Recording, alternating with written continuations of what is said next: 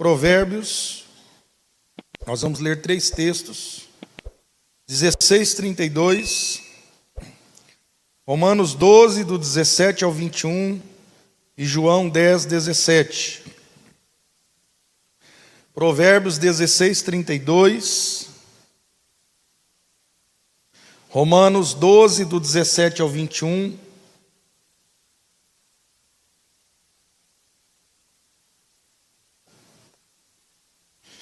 e João 10, 17 e 18. Provérbios 16:32, o homem paciente vale mais que um guerreiro que venceu muitas batalhas, porque vale muito mais controlar as próprias emoções do que conquistar uma cidade. Agora, Romanos 12, a partir do 17. Nunca paguem o mal com o mal. Façam as coisas de maneira tal que todos possam ver que vocês são absolutamente honestos. Não contendam com ninguém. Tanto quanto possível, vivam em paz com todos. Amados, nunca se vinguem. Deixem a ira com Deus, pois está escrito: minha é a vingança e eu retribuirei. Pelo contrário, se o seu inimigo estiver com fome, dê-lhe algo para comer. E se ele estiver com sede, dê-lhe algo de beber. Fazendo isso, você amontoará brasas vivas sobre a cabeça dele. Não deixem que o mal prevaleça, mas triunfem sobre o mal praticando o bem. Agora, João 10, 17 e 18. O Pai me ama porque eu entrego a minha vida para poder ter a vida de volta outra vez.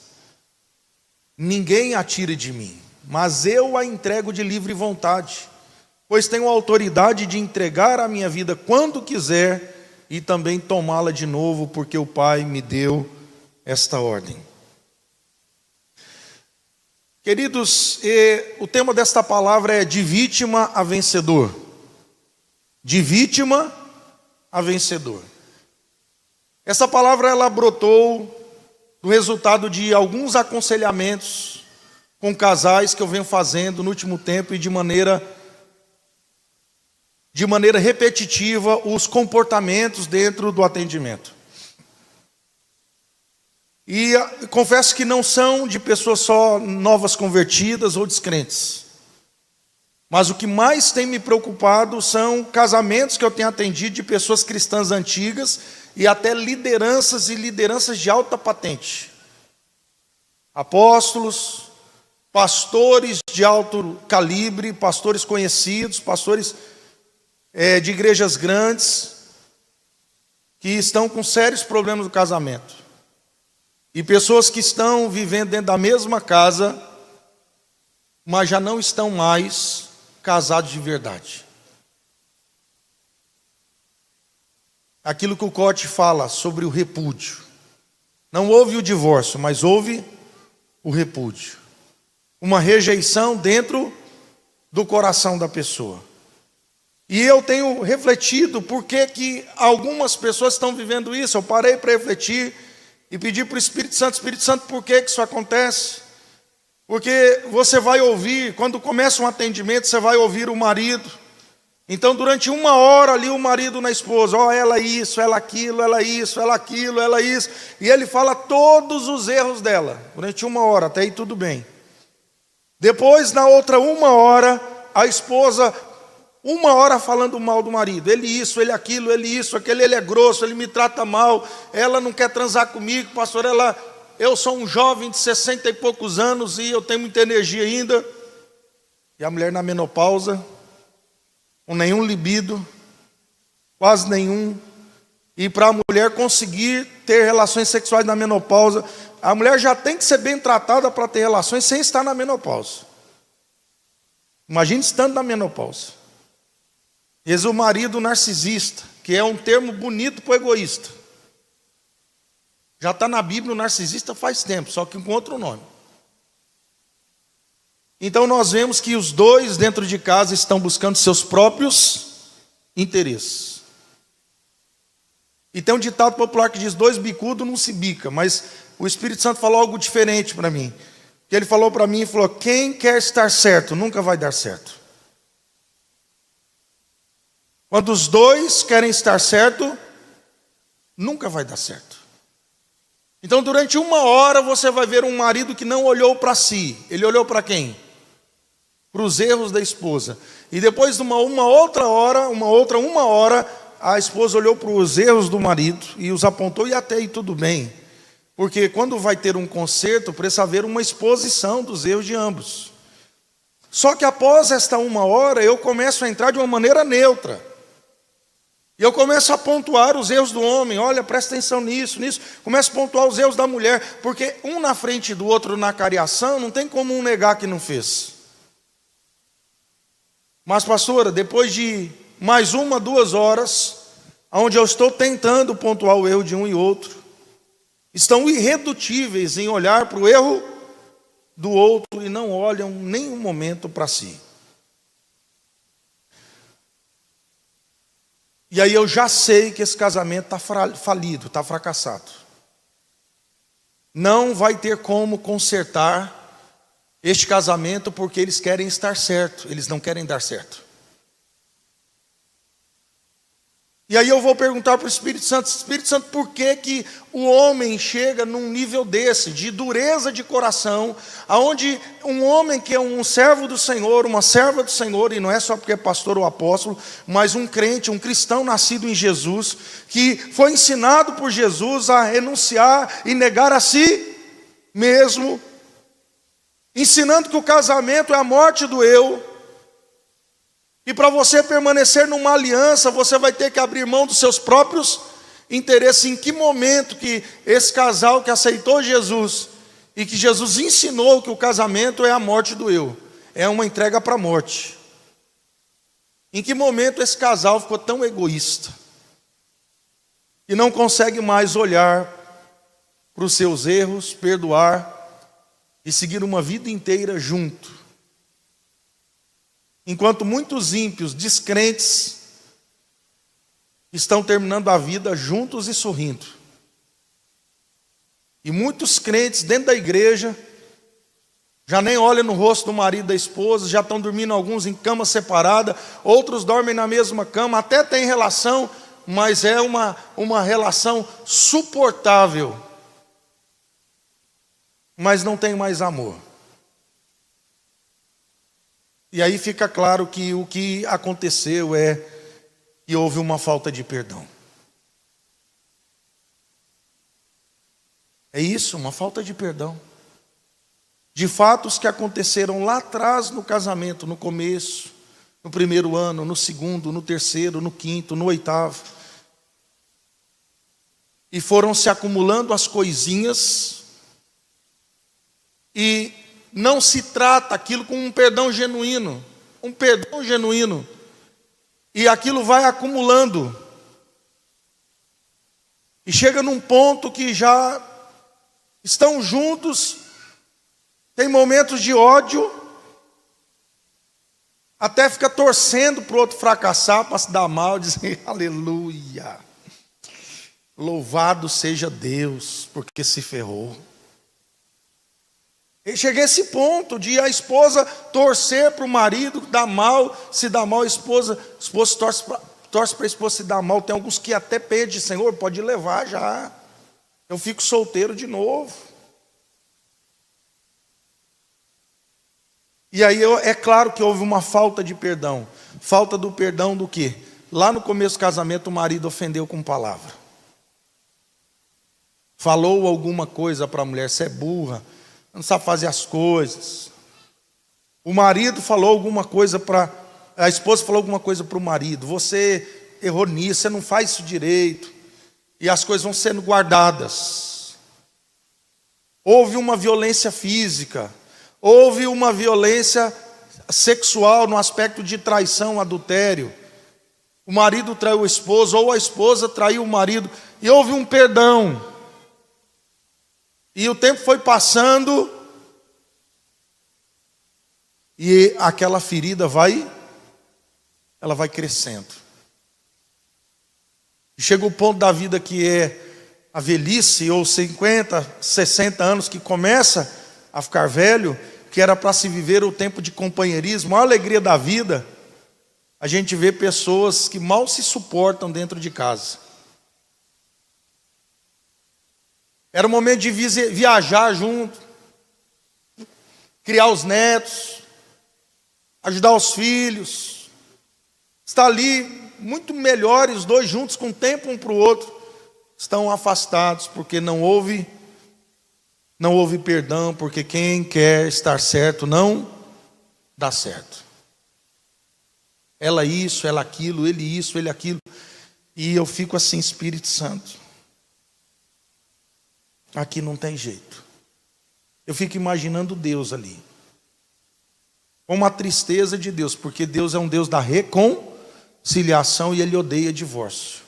Imagina que se você que é crente, dentro da tua casa está assim, imagine que tipo de restauração que você acredita. Você vai perdendo a fé. Você vai perdendo a capacidade de acreditar em restauração e reconciliação. A dificuldade de oferecer a outra face. Você vai ver que hoje muita gente está buscando ser poderoso. Que diz Provérbios 16:32 que nós lemos: mais poderoso que um homem que conquista uma cidade é o homem que aprende a dominar suas próprias emoções, que domina a si mesmo. Muitas pessoas estão buscando ganhar dinheiro, estão buscando ser empresários, sucesso em empresárias, concursados, médicos, profissionais de sucesso, e estão buscando o ter e o fazer, até para conquistar uma independência, para não depender de ninguém financeiramente. Só que você vai ver que esse ter e esse ser está afastando o mais necessário, que é o governo do ser.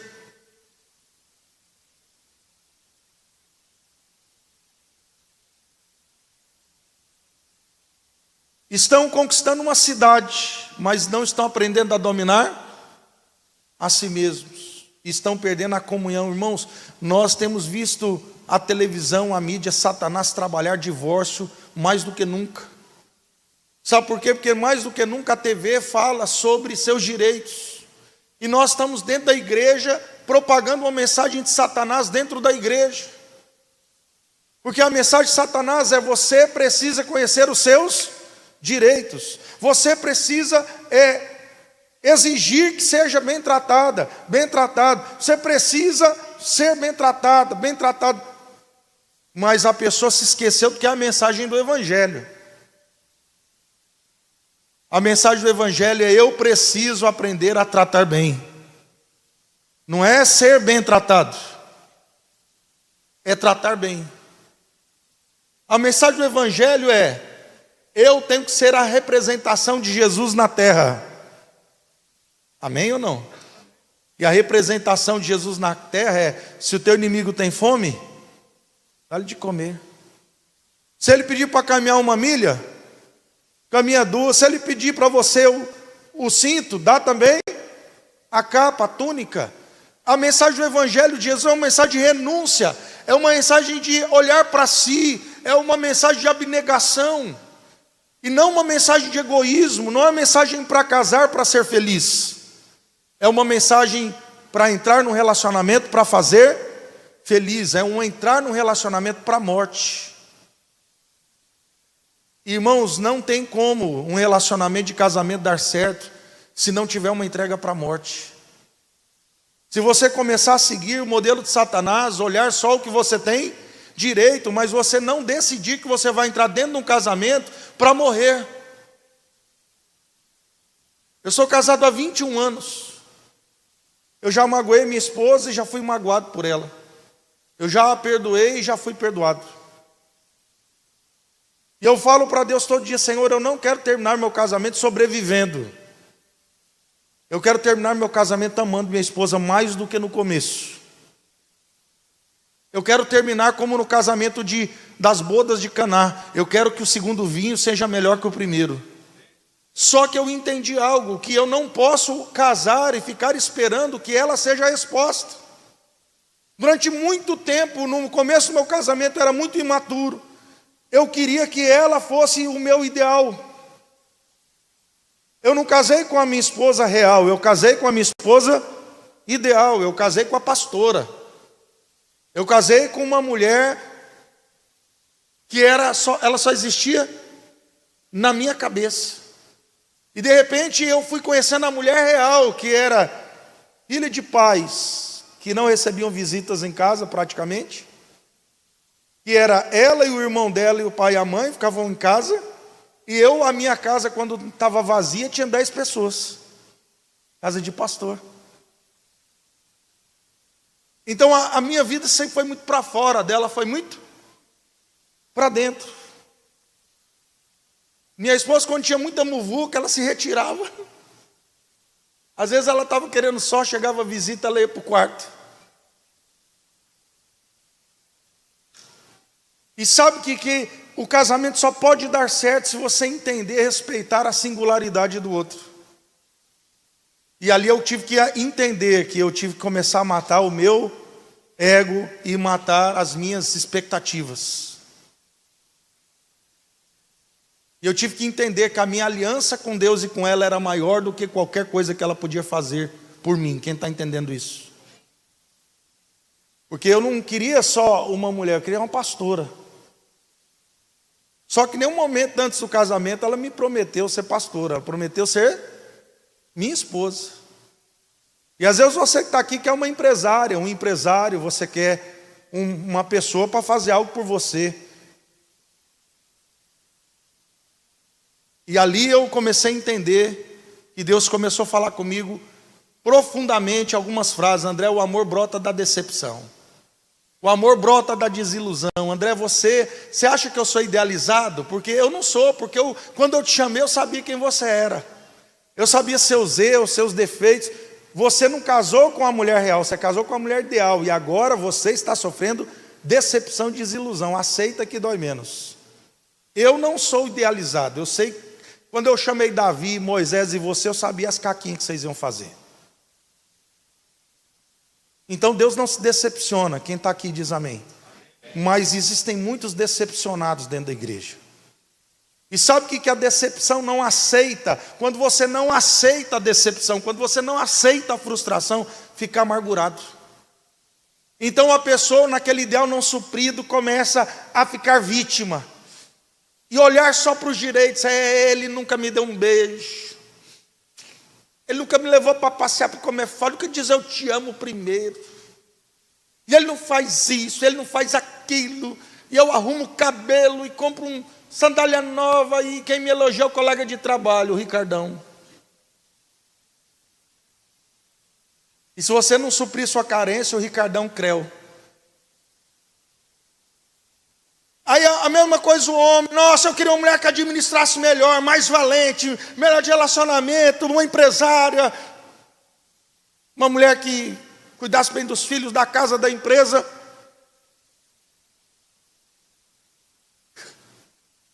E aí os dois vão ter um encontro com a realidade do ser humano, ninguém é bom o suficiente.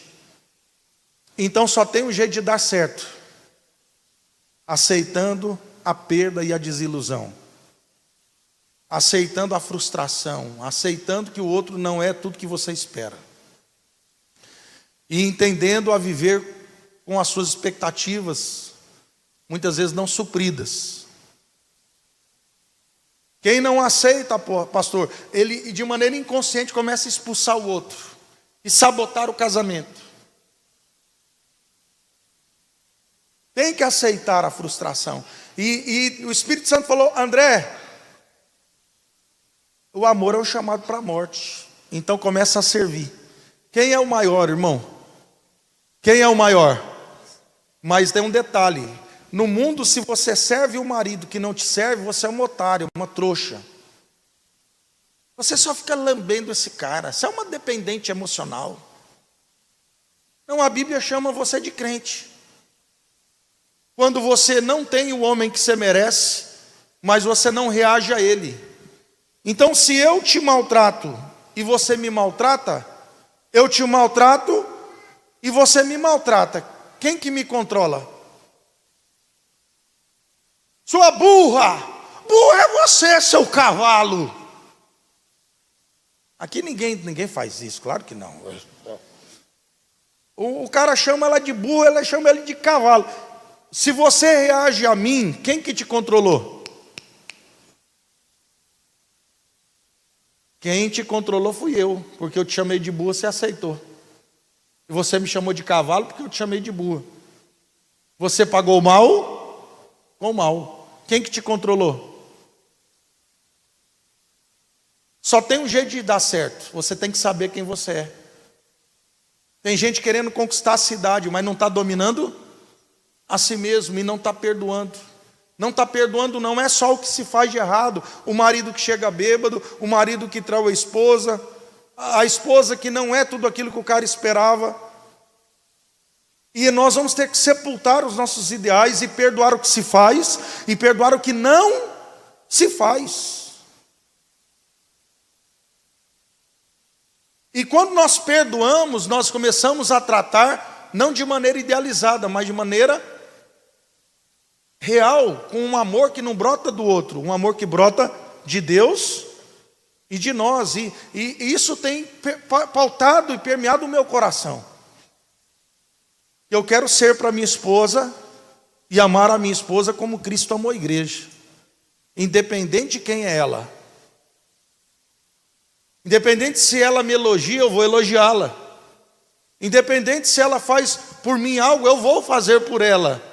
Mas o que o mundo diz? Você é muito trouxa. O mundo ensina você a reagir ao outro. A Bíblia te ensina a você reagir à palavra, reagir a Cristo. A Bíblia te ensina a você dar o que você não recebeu. Irmão, se Jesus ele segue o modelo do mundo, Jesus não tinha vindo. O que Jesus ganhou vindo aqui? Você imagina que ele é o Filho de Deus, ele é o próprio Deus, e ele vai ter que se esvaziar. A Bíblia diz em Filipenses que ele se esvaziou. Toda a glória dele, pastorando, indo embora, para ele assumir a forma de humano, de servo, e um zigoto, para virar um bebê. O Verbo encarnou e habitou entre nós, cheio de graça e verdade. Agora ele não vai ser só homem, pastor, ele vai descer à mais baixa categoria que existe. Ele vai ser servo. Ele vai nascer numa manjedoura. Ei, irmão, você é servo de quem? Porque se você é servo de Jesus, você tem que entender que o Filho de Deus nasceu numa manjedoura, numa estribaria, num lugar de cavalo. E o Filho de Deus não comeu picanha e filé, não dormiu em ar-condicionado, não andou de carro, nem de bicicleta elétrica.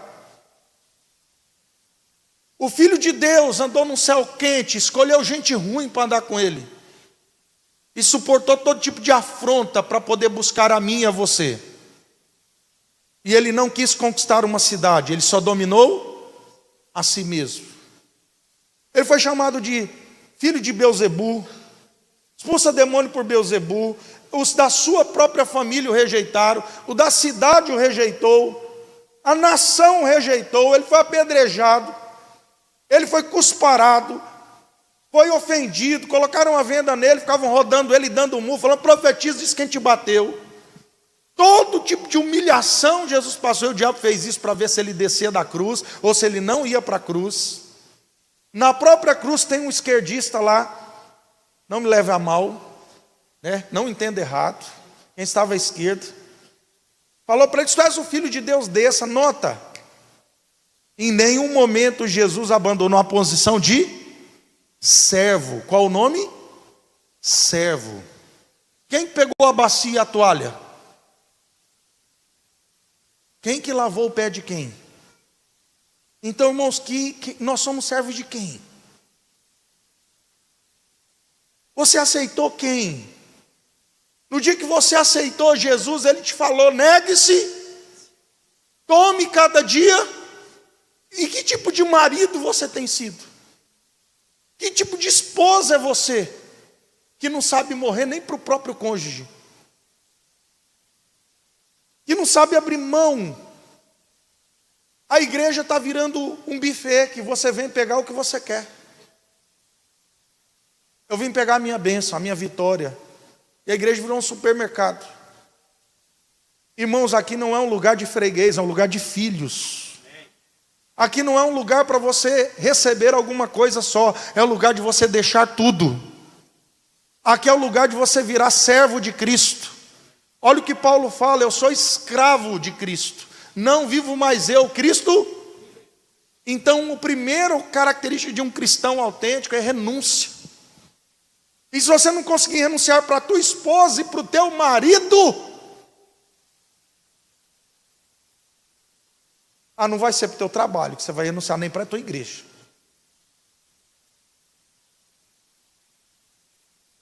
Eu fico pensando do jeito que a gente está indo, que o diabo está ensinando na TV e até em alguns púlpitos. Eu quero ver quem que vai estar casado daqui 30 anos. Quem está casado aqui mais de 30? Mais de 30 anos, levanta a mão. Casamento é morte todo dia, não é verdade? Todo dia você vai comer muitas vezes uma coisa que você não gosta pelo outro. Às vezes você vai num lugar que você não gosta pelo outro. Se você é egoísta e você não quer renunciar, não casa não, fica solteiro.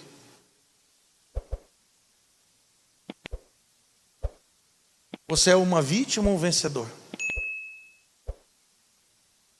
Sabe por quê? Porque a vítima é aquela pessoa focada no que não deram para ela. Meu pai me abandonou, pastor. E minha mãe virou as costas para mim, pastor. E o mundo me deve. O mundo, qual que é a frase da vítima? O mundo me deve. E essa pessoa que sofreu abusos físicos, verbais, talvez até sexuais, que sofreu injustiças, um filho foi tratado diferente, e não foi acepção de comportamento, foi de filho mesmo. Sofreu abandono, às vezes faltas.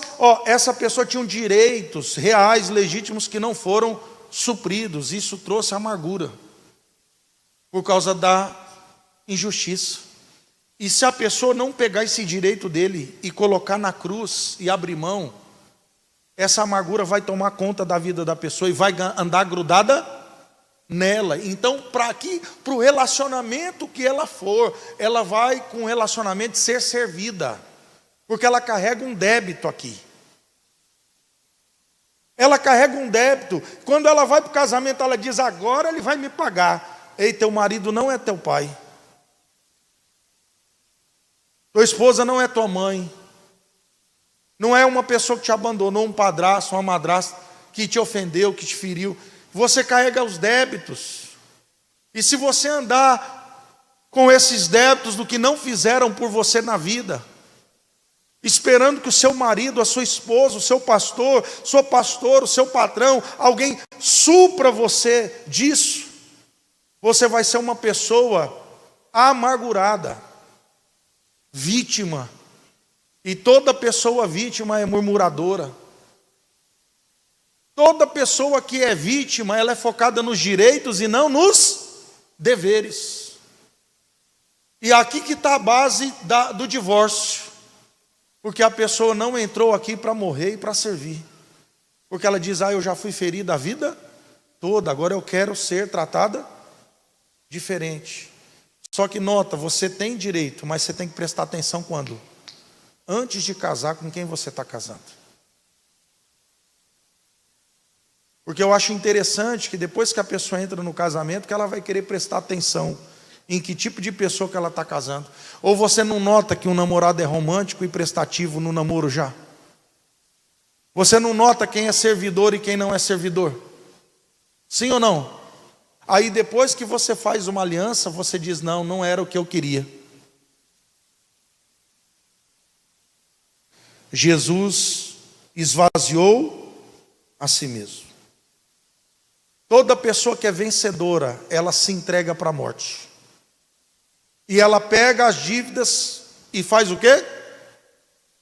Minha mãe, meu pai, minha esposa, meu marido, o mundo, o governo não me deve nada. Não é que não deve, mas eu perdoo. Não é que não fizeram nada de errado comigo. E é aquilo que a gente já aprendeu na clínica muitas vezes: não é o que fizeram com você, é o que você vai fazer com o que fizeram. E por mais que você esteja certo, você vai ter que abrir mão, senão você vai ser uma pessoa amargurada. Eu sempre tenho dito, por mais que você não tenha responsabilidade, você ainda tem a obrigação da tua mudança. Você não tem responsabilidade pelo erro de alguém, mas você tem responsabilidade pelo posicionamento. Quem que é o responsável pela tua felicidade? Você mesmo. E aí nós começamos a querer transferir a nossa felicidade para o cônjuge, para o pastor, para o discipulador, para a empresa, e nós nos esquecemos que antes de alguém fazer a gente triste, a gente já é triste. Porque hoje qual que é o meu maior ministério? Em primeiro lugar, meu relacionamento com Deus. Eu sou filho. Qual que é o meu primeiro título? Esposo? Pai? O meu primeiro título é filho de Deus. Eu sou representante do céu na terra. Eu sou um embaixador de Cristo. E como embaixador ele diz assim: reconciliai-vos. Qual que é o primeiro ministério de um filho de Deus? Reconciliação. E às vezes a gente vê dentro do próprio discipulado pessoas que não se conversam. Quantas vezes, pastor Anderson, eu preguei na igreja uma palavra de perdão, e tinha irmãs que não conversavam. E eu falava: não, mas hoje vai ter conserto, hoje vai. Aquela palavra bíblica para arrancar tudo quanto é tatu da toca. Terminava, aquelas mulheres que não se falavam, passavam uma pela outra como se não tivesse nem se visto. Falo: meu Deus, é muito demônio por metro quadrado. Cuidado para você não estar rindo de você. Porque muita gente dentro da igreja perdeu a capacidade de se ver. Sabe por que você não se vê? Porque você está focado nos seus direitos. E quem quer estar certo, não vai dar certo. Pergunta por mão aí do lado: você é uma vítima ou um vencedor? Não, olha no olho dele com autoridade e fala firme: você é uma vítima ou um vencedor? Porque a vítima, ela sempre diz assim: ai, fizeram comigo, e eu sou assim, desse jeito, porque fizeram comigo. E a vítima está sempre carregando umas duplicadas do tamanho do mundo, cobrando de todo mundo, e justificando por que é daquele jeito, por que faz, porque alguém fez primeiro. Mas o vencedor, ele sepultou todos os seus direitos na cruz. E ele diz: olha, fui roubado mesmo, fui ferido mesmo, tiraram de mim o meu direito, mas ninguém tira a minha vida. Eu mesmo a dou. Sabe qual é o problema da vítima? Ele sempre se sente roubado. E tudo que faz está esperando algo em troca e reconhecimento. Irmão, eu ministrei ontem, em sexta-feira, sábado. Hoje, de manhã, agora, vou ministrar de novo. Chego em casa de madrugada, já carrego o carro, que eu vou viajar amanhã de madrugada mesmo, para Porto Velho. Segunda, terça, quarta, Porto Velho. Quinta, sexta, sábado, domingo, Jaru. Segunda, terça, quarta, Rio Branco. E a minha vida é cuidar de gente, e abençoar minha família, e suprir minha casa. E tudo bem, ninguém está me devendo nada. Eu não faço mais que a minha, porque eu sou grato. Grato por Jesus que morreu na cruz. Eu sou grato pela esposa que tenho, pelos filhos. Ninguém tem que me dar tapinha nas costas. É o meu papel de homem. É tratar a minha esposa como Cristo tratou a igreja. É cuidar dos meus filhos. Ei, ninguém está te devendo nada. Para de ser vítima. Até o que fizeram com você e falharam com você, Jesus já pagou o preço do seu pecado lá na cruz, tá? Você é muito mais vencedor do que vítima. Quando você olha para a Bíblia, olha para uma história que nem de José, é um homem que escolheu olhar não para o que fizeram de mal com ele. Toda pessoa vencedora, ela não ficou presa numa ofensa.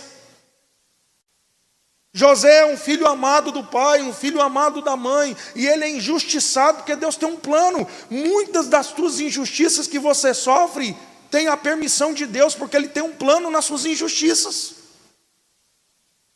E agora José vai parar no cativeiro egípcio, e durante 6 anos ele é escravo. E quando ele galga, e ele cresce como escravo, ele vira o administrador da casa de Potifar. E sabe por que ele vira o administrador? Porque ele não é vítima. Ele diz: eu estou lascado mesmo, sou escravo, chorar não vai resolver, pisar em pintinho e quebrar o ovo das galinhas do galinheiro não vai adiantar. Eu vou multiplicar essas galinhas, esses pintinhos, porque se eu tenho uma chance de virar alguma coisa a mais aqui, é fazendo bem feito. Ele é vítima ou vencedor? Olha para a atitude de Moisés no Egito. Quando você nota que Moisés ele não sentia egípcio. Tanto que Moisés mata um egípcio. Porque lá dentro tem uma vítima de Moisés. Tem ou não tem? Imagine os bullying que ele não sofria no palácio. Ei, filhinho da hebreia, você não é egípcio não. Você era para estar morto. Tiveram dó de você, pegaram você na beira do rio. E sabe por que você não está morto, ô hebreuzinho? Porque a princesa teve pena de você. Mas você não é daqui não, você não é príncipe, você nunca vai ser nada. Tanto que um dia numa discussão de um soldado com um escravo hebreu, ele matou quem? O egípcio, o soldado, porque ele não se sentia pertencente.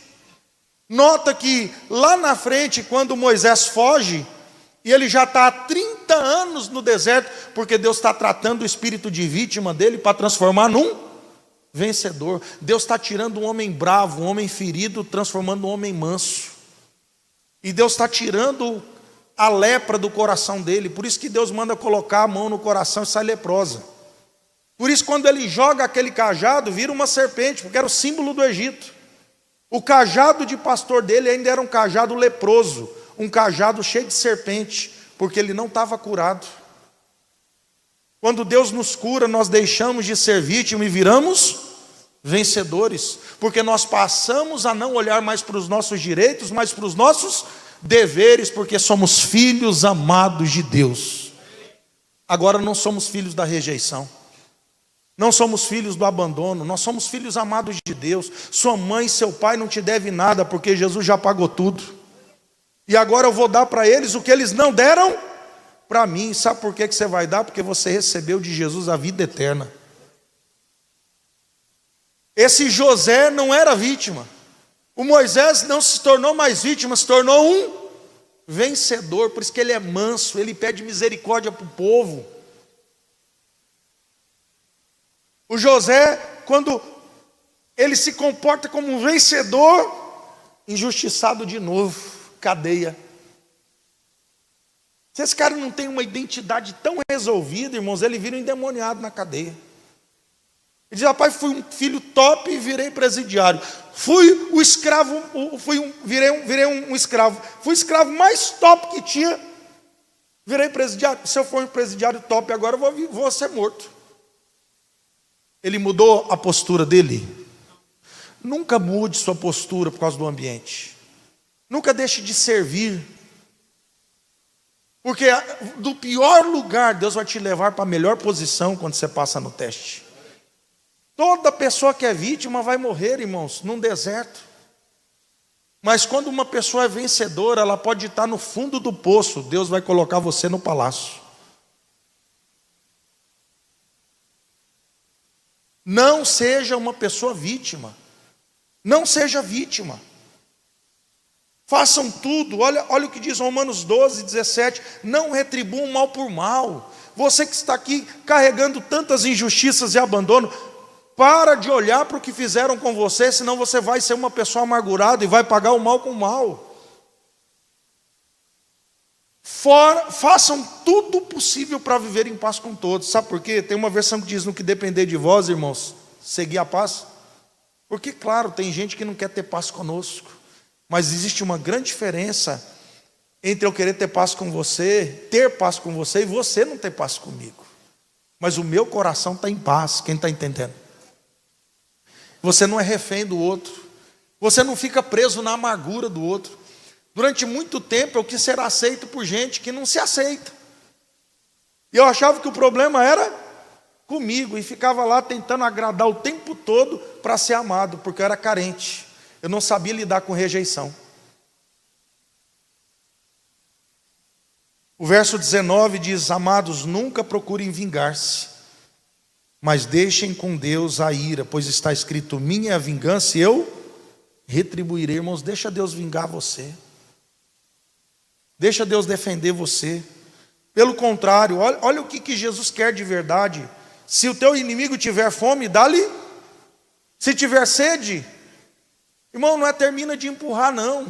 O cara está caindo, dá logo um bicudinho que é para descer a ladeira. Olha o verso 20, perdão. Se o teu inimigo tiver fome, fazendo isso, ou seja, cuidando dele na fome dando sede, na sede dando água para ele, você vai amontoar brasas. Mas esse cara fica pensando: pai, por que esse cara está me ajudando? Essa água deve estar envenenada, esse pão deve ter veneno. Agora pensa, quando ele bebe água e não morre, quando ele come o pão e está bom, ele fala: pai, esse cara é diferente. Irmãos, Deus chamou a gente para ser diferente. O mundo vai chamar a gente de besta. Você é um otário, eu quero morrer otário. Se isso é ser otário, eu quero morrer otário, pastor Ana. Eu quero morrer oferecendo a outra face. Para o mundo isso é fraqueza, mas para Cristo isso é força. Força é não pagar o mal com o mal, mas vencer o mal com o bem. Esse é o Evangelho. O Evangelho é: eu dou a minha vida para depois retomá-la. Eu dou a minha vida de propósito com propósito. O vencedor é aquele que se entrega para a morte. Você que está aqui é vítima ou vencedor? Essa é uma palavra, irmão, que é para você sair daqui ruminando.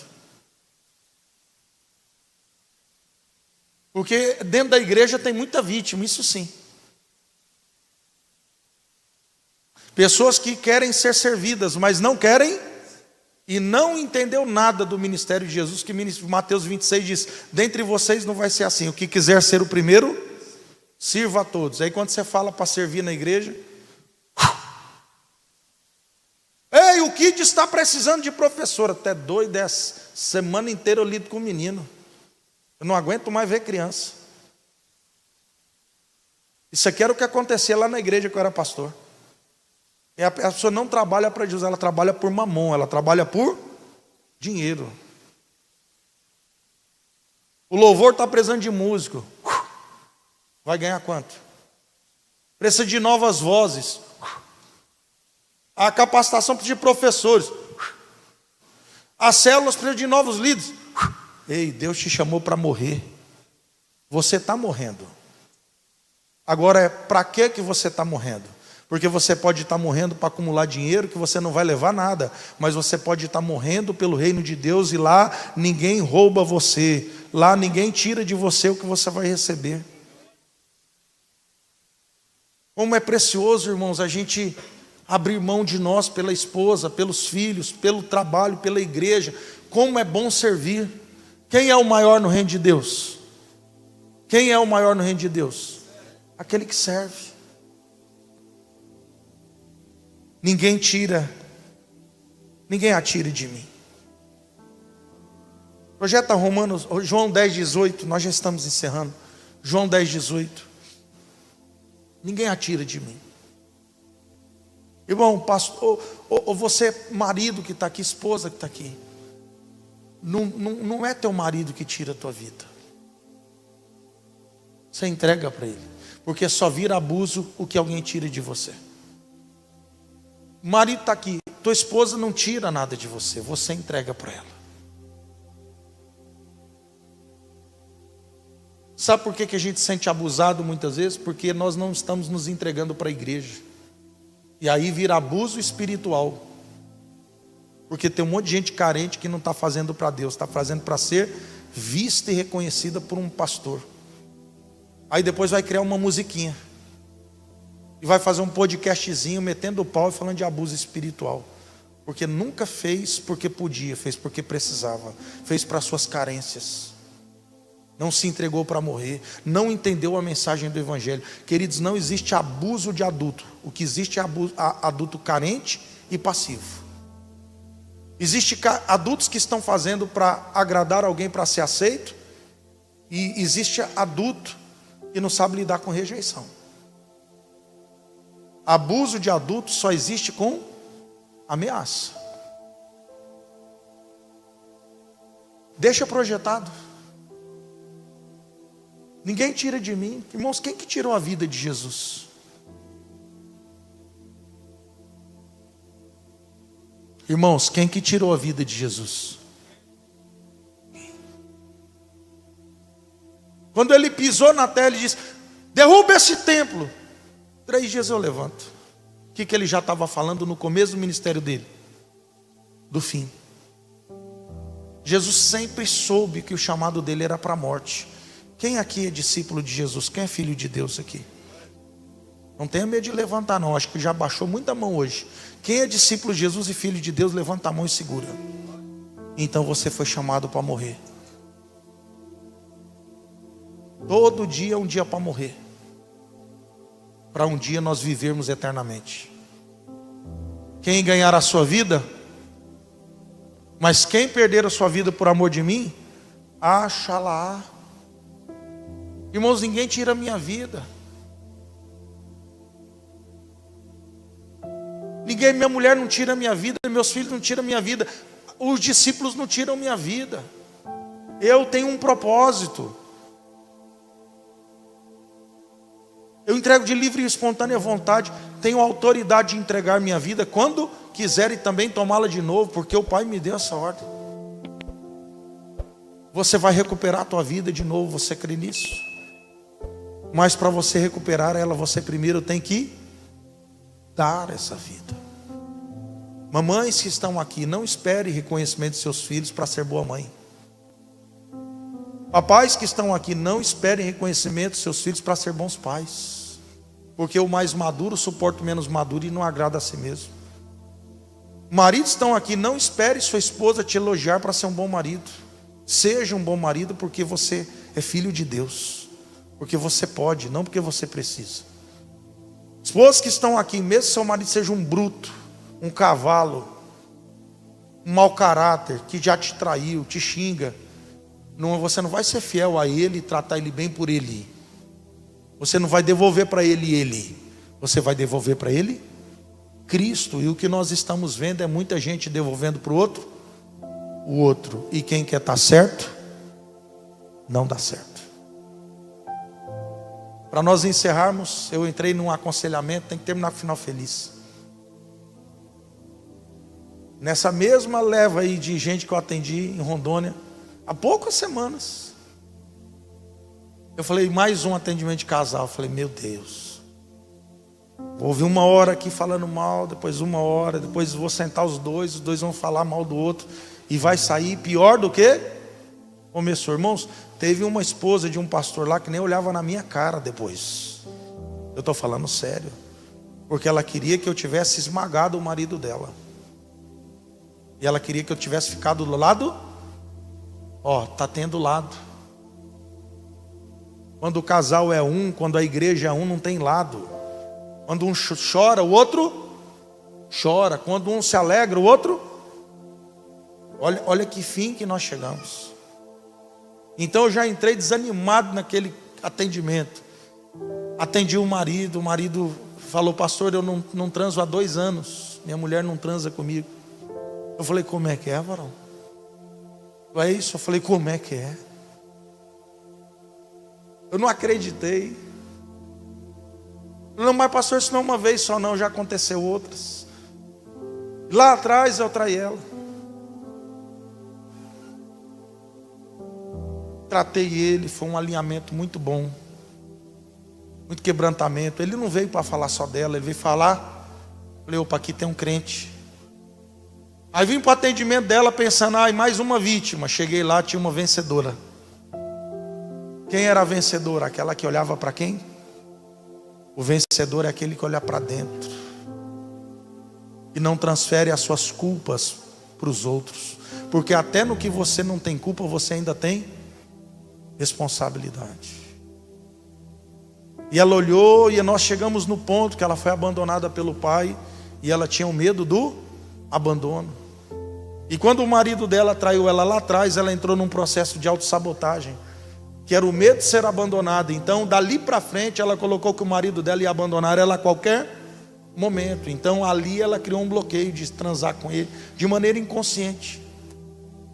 E de maneira inconsciente, ela começou a colocar ele para fora. Olha o medo. Por isso que a Bíblia diz: o verdadeiro amor lança fora. Irmãos, quem tem amor consegue amar sozinho. Você está entendendo isso? Até que o outro cresça e nasça de novo ao ponto de te amar, porque agora ele tem amor nele. Quem não ama você não é por causa de você, porque não tem amor na pessoa. E o amor é Cristo. Depois do atendimento, ela quebrantou, chorou muito, falei, irmã, esse homem ama você. Ninguém fica com uma mulher 2 anos sem trair ela. Ele não estava traindo. Falou, pastor, de vez em quando eu dou uma escorregada na masturbação, mas é pensando nela. Falei, puxa, esse cara é crente. E aí nós fizemos um grande concerto, chamei ele, ele subiu, essa mulher quebrantou, acusou ele de uma coisa que ele não tinha feito. Ele ficou quieto, não falou nada, porque ele não quer estar certo, ele quer que dê certo. E terminou de uma maneira tão bonita, os dois quebrantados, dizendo, a partir de hoje tudo vai ser diferente. Eu falei, varão, vai para casa e glorifica a Deus de pé, igreja. Os dois foram embora, já terminou aquele dia, meia-noite, a ministração, todo o evento da igreja. Não era meia-noite, umas 11h30. Eu cheguei no outro dia, falei, e aí, varão? Ele falou, não, pastor, não rolou não, porque eu estava muito cansado, ela também. Falei, varão, podia estar cansado do jeito que for. 2 anos sem visitar a casinha, cara. Você não é crente, não. Eu não, pastor, mas fica tranquilo, de amanhã não passo. Eu falei, eu espero. Você bota o pé, cara. Libertação é colocar o pé. No caso era outra coisa. No outro dia, quando chegou à noite, ele estava assim. A irmã também. Já sei que teve libertação. Outro dia, gente, os dois do ladinho um do outro, parecia que estavam em lua. Pastor, nós estamos indo para um hotel fazenda agora, aleluia. Oh, gente, olha quanto tempo eles perderam. Mas que bom que eles estão recuperando o tempo. Você que está aí, irmão, dentro de casa, mal olha no olho da tua mulher, do teu marido. Você que está desistindo da vida ministerial, do trabalho, da vida. E você não entendeu que a vida é um chamado para a morte, é uma vida para se gastar mesmo. E uma vida que vale a pena, é uma vida que a gente queima ela para Deus, que a gente gasta para Deus. Sem ninguém precisar falar para a gente, nossa, como você é top. Eu quero que o céu olhe para mim e diga, ei, Vencedores são aqueles que se entregam para morrer. Você é uma vítima ou você é um vencedor? Vamos colocar em pé.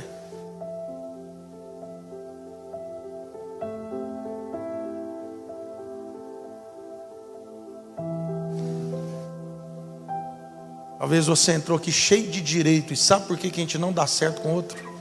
Irmãos, eu tenho tanta experiência com o Espírito Santo. Eu lembro que logo no meu começo do casamento, pastora Ana, eu briguei com a minha esposa. Discuti com ela, aquela discussão de início de casamento. Aí desci, morava num predinho, desci do primeiro andar e fui lá sentar na calçada, na beira do prédio. E você sabe que os demônios trabalham firme nessa hora.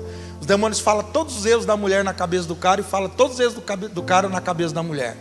E os dois ficam, e os demônios, Aí o Espírito Santo foi irônico comigo. Falou assim, André, no dia que você reconhecer o seu 1%, ela vai reconhecer os 99% dela. Isso ficou tão forte na minha cabeça, pastor. Porque eu sempre discuti com pessoas que nunca quiseram perder. E uma delas era meu pai. Então, no meu inconsciente diz assim, agora eu vou casar para vencer. E o Espírito Santo me ensinou aquele dia que o vencedor é aquele que aceita ser vencido, para manter a unidade. Quem está entendendo isso? Eu não estou falando de aceitar ir para o pecado, não é deixar para lá uma discussão. Eu queria ganhar até para o ímpar. Quem está entendendo o que eu estou falando? Quem quer estar certo não dá certo. E aí o Espírito Santo me ensinou. Eu falei, rapaz, subi a escada rapidão, pastor, não deu nem tempo de sentar direito. Voltei lá e falei para ela, amor, eu quero pedir perdão para você por isso. Quando eu pedi perdão para ela, ela falou, e eu quero pedir por isso. E aquele tempo em diante eu entendi, eu quase não brinco, mas discutia de ano em ano. E discussão besta, pequena e não dura nada. Sabe por quê? Porque eu não deixo o sol se pôr sobre a minha ira. Quanto mais você deixa passar tempo, tem gente que fica 20 dias brigado sem se falar dentro de casa. O Espírito Santo está falando com pessoas aqui. Fica 30 dias bicudo, não olha para você, não é crente não. Você tem que nascer de novo hoje. Você tem que vir de novo aqui aceitar Jesus. Porque se você não aceita morrer para essa mulher que vai cuidar de você, vai colocar fraldão geriátrico em você. Se você não ama esse homem que vai cuidar de você, irmã, e eu espero que você cuide, Jesus morreu na cruz por nós, amém? Morreu na cruz por nós, para nós termos vida. Por que nós não vamos morrer por alguém? Não há maior amor do que dar a vida pelo amigo. E dar a vida não é um dia. Dar a vida é morrer todos os dias. Ser cristão é um chamado para a morte, para que você seja um vencedor. Você pode ser uma vítima para o mundo, mas você vai ser um vencedor. Eu quero convidar você que não recebeu Jesus ainda, estenda as suas mãos, porque você quer receber. Pastor, eu quero aceitar Jesus hoje, eu quero ser vencedor. Eu quero aprender, pastor, a ser tratado como besta e ainda perdoar. Eu quero aprender a ser maltratado e orar pela pessoa. Eu quero morar no céu, pastor. Você que está afastado dos caminhos do Senhor, sai daí, irmão. Você que estava desviado, afastado dos caminhos do Senhor, você que nunca aceitou Jesus, vem aqui à frente, eu quero orar com você. Demora não, porque quando Jesus fala com a gente não tem que ficar perguntando muito. Até porque é você que precisa dele. Se você morrer sem Cristo, você vai direto para o inferno. A gente tem que querer Jesus de verdade. Eu quero Jesus, pastor. Eu quero aprender a oferecer outra face. Eu quero ser como Ele. Pode vir, você que quer reconciliar, você que quer aceitar Jesus. Essa palavra falou com você, pastor. Eu vinha sendo uma vítima, uma pessoa que só queria ver os direitos, não queria ver minhas obrigações. Hoje eu quero entregar minha vida para ser vencido por Jesus, para me entregar para morrer. A partir de hoje eu quero morrer todos os dias. Eu quero abrir mão dos meus direitos. E eu quero começar a morrer por amor de Jesus, como Ele morreu por mim. Eu quero chamar uma segunda classe de pessoas. Junta aqui, todos que estão aceitando Jesus e reconciliando. Junta aqui que eu quero chamar mais uma moçada. Agora eu quero chamar as pessoas que Deus falou com você nessa palavra. Falou, pastor, Deus me pegou com essa palavra. E eu preciso abandonar o comportamento de vítima. Ou com meu pai, com a minha mãe, ou com meu cônjuge, ou com alguém. Sai do seu lugar, vem aqui.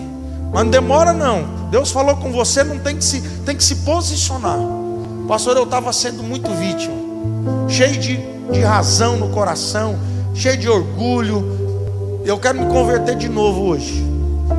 Hoje é o dia de eu reconhecer de novo que eu estava cheio de direito e com pouca obrigação. Irmão, esse é o fim de todo casamento, é o fim de todo relacionamento. É você querer ver direito e não ver obrigação. Todo relacionamento onde você vê direito e não vê obrigação, o fim dele é uma questão de tempo. Vem aqui à frente, sai do seu lugar. Quando o Espírito Santo fala conosco, a gente não tem que endurecer não, a gente tem que quebrantar logo. Muitas vezes eu fiz isso que você está fazendo, vir para frente diante de uma palavra que eu entendi que eu realmente estava como vítima. Faltava um posicionamento de perdão, de misericórdia.